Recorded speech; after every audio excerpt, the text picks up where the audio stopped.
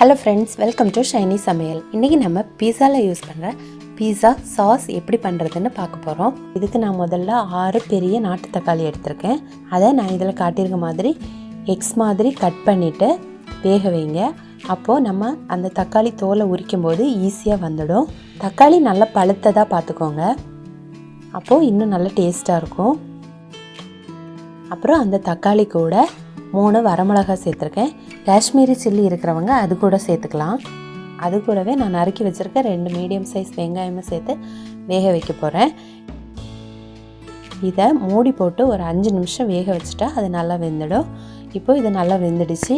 இதை நம்ம ஒரு பாத்திரத்தில் தனியாக எடுத்து ஆற வச்சுட்டு அதுக்கப்புறமா அதில் உள்ள தோலை உரிக்கணும். இப்போ பாருங்கள், இந்த தோல் உரிக்கிறதுக்கு ஈஸியாக இருக்குது. இந்த தோலை உரிச்சிட்டு இனி மிக்சியில் போட்டு நம்ம அரைச்சி எடுத்துக்க போகிறோம்.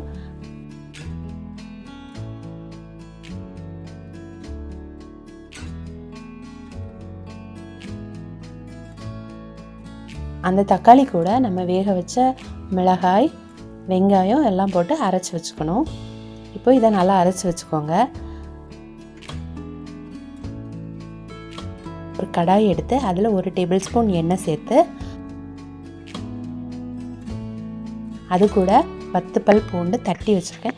நீங்கள் பொடியாக நறுக்கிறதா இருந்தால் கூட நறுக்கிக்கலாம்.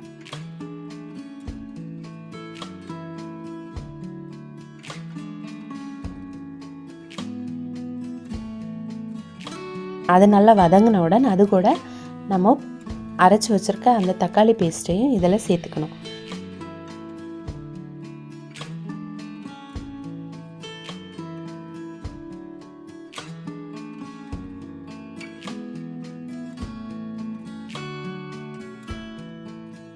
இப்போது இதையும் சேர்த்து நல்லா மிக்ஸ் பண்ணி ஒரு 10 நிமிஷம் நல்லா கொதிக்க விடணும். அதுக்கப்புறமா அது கூட 1 டேபிள் ஸ்பூன் மிளகாய் பொடி, அந்த சாஸுக்கு தேவையான அளவு உப்பு, அப்புறமா அது கூட 1 டேபிள் ஸ்பூன் ப்ரௌன் சுகர் சேர்த்துக்கிறேன். உங்களுக்கு அதில் ரொம்ப இனிப்பு தேவைன்னா நீங்கள் இன்னும் கூட சேர்த்துக்கலாம்.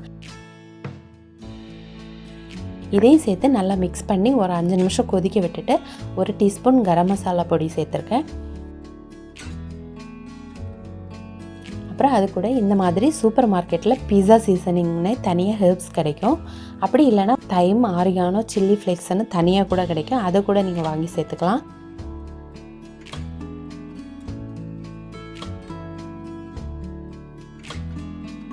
இல்லைனா நீங்கள் டாமினோஸில் பீஸா வாங்கும்போது இந்த மாதிரி ஆரிகானோ, சில்லி ஃப்ளேக்ஸ்னு தனியாக கிடைக்கும்.